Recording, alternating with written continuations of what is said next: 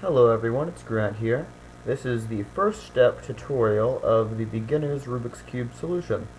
Now if you haven't seen the first video in this series, it's not a tutorial but is an overview of the method, and I would highly suggest you go and watch that before trying to do the tutorial, because I explain several key parts of it and I don't want you to get lost. It is a 9-minute video, but if you have spare time, I would highly suggest watching it first, as I explain all of the steps. So basically the first step we're going to cover is making the white cross. Now the white cross is exactly what it sounds like. It is a shape that is similar to a plus sign on the white side. It looks like this. So ignore this corner. Actually, I'm just going to get that out of the way for you. Ignore that corner and you have a white plus sign. See? Some people call it an X, but it's more of a plus sign with the way you regularly hold the cube. Now, the goal of this step, not only to get the white plus sign, is also to get it so all of the edge pieces on the sides line up. So you have orange, orange, blue, blue, green, red, red, green, green, still having the white plus on top. So we're going to go through that now. Now basically the easiest way to do this is to sit on your couch and figure it out yourself. That is the way that you will learn how to do it and know what you're doing. But for all of those of you who want instant gratification, I will show you some of the beginning tips, but it still helps. Once you learn these, go sit on your couch and make the white cross just 10 times in a row. You should be able to do it in under 1 minute before you progress to the next video. So basically, let me scramble the cube. I've got the white side, the white center. The white center denotes the white side because the centers never move. Contrary to popular belief, these centers are not like regular pieces. They are actually all attached to each other if you take apart the cube. But the centers never move, so the white side is the side that has the white center. Okay, so basically the goal is, say, find a white sticker. Here's one. Let me turn down the brightness a little bit so you can see better. Here is a white sticker, and it needs to go on the white side, right here. Now, people, if they just see this one move, they kind of freak out. Like, people are very intimidated by Rubik's Cubes, but there is nothing that's difficult about this. You see it, it needs to go here. Let's just use my finger to push that side, and voila, it is now on the white side. And you can just use that method to basically solve the whole thing. Just use your mind. Here's a white sticker, and it needs to go up here. So let's just turn, and abracadabra. Now, that method doesn't always work because you get situations like this. Now here's a white sticker, and there's no way I can just push it onto the white side. Say it's here and it needs to go up here. If I just push it up, then the white sticker is not facing upwards, and that's wrong. So basically, all you have to do is don't put it into the white side immediately. Put it into the second layer, that is, this layer. So here it is, and just put it into the second layer. I can do this, or I can do this, and it's in the second layer. And now once it's here, I can push it into the top.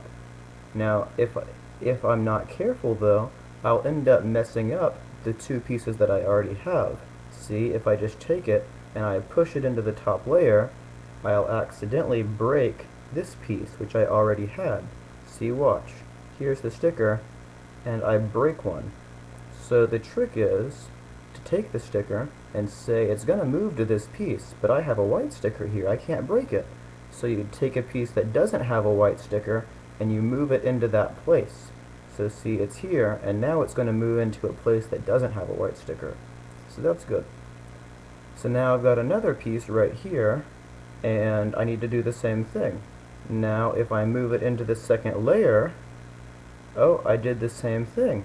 I accidentally broke something that I already had on top. See, it's right here, and as soon as I move this piece into the second layer, either way, I'm going to break the top. So the trick is just move the top piece that doesn't have a white sticker on it over the square that I want to change. So it's here now, then I move it into the second layer, so now it's in the second layer, and now I've got to be careful again. If I just push it into the top layer like usual, I'll accidentally break something that I already did, see? Break. So what I've got to do is I've just got to use the sticker that does not have a white on it, move it into the place it goes, and then put the white sticker on top. And then voila, I have a white plus sign. And that is the goal of the first part of the first step. The second part is to get all of the edge pieces lined up, like this, orange and orange. But see, this is wrong, because it's red and green. I need the red piece to be here, and the green piece to be here. My orange and blue pieces, though, are correct, because it's blue and blue, and orange. Once you have the white plus, you might have to move the top around a little bit. See, if I have it like this, I have the red piece correct, and none of these correct, none of this correct, and none of this correct. Now, when you have the white cross, no matter what happens, you will always, every single time, be able to turn the top so that two of the edges line up. So for example, I'm going to turn it, and now I'm going to check, and I'm going to see that my blue and my orange edges line up. See? So I need to swap my green and my green and red ones. Okay? So now there's a very simple way to solve them. It's to use the bottom layer. I like to think of the bottom layer as my scratch layer. It's like a piece of scratch paper. Since we're not solving it yet, we can do whatever damage we want to it. So I'm just going to take this piece, which needs to go here, move it into the scratch layer, the bottom layer, right here. Follow my finger. I'm going to keep my finger on it. And I'm going to move it under this piece, which is the piece where it needs to be. So I'm going to take it right here, and I'm going to move it under the piece where it needs to be.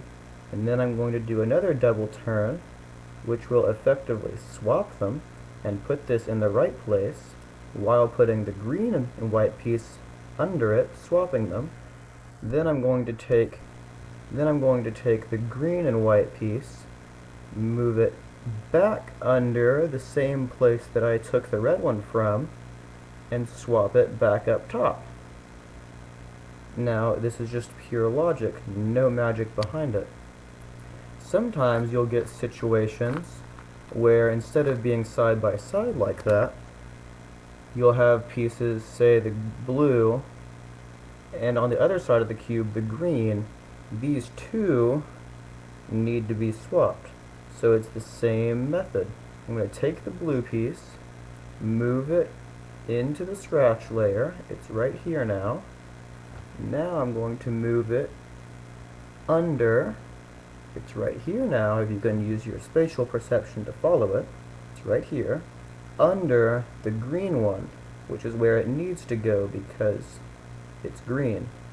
So I'm going to move it, which effectively swaps them, and then I'm going to move this one back under where it goes and push it back up. And now I effectively have orange, orange, green, green, red, red, and blue, blue. And that is the first step, making that cross. If you have any questions or have any really tough problems that you need to tell me, just give me a video response or a message, and I will personally post a video just for you on how to solve your problem. Let's go to the next step, which is solving the corners of the first layer. Thank you very much.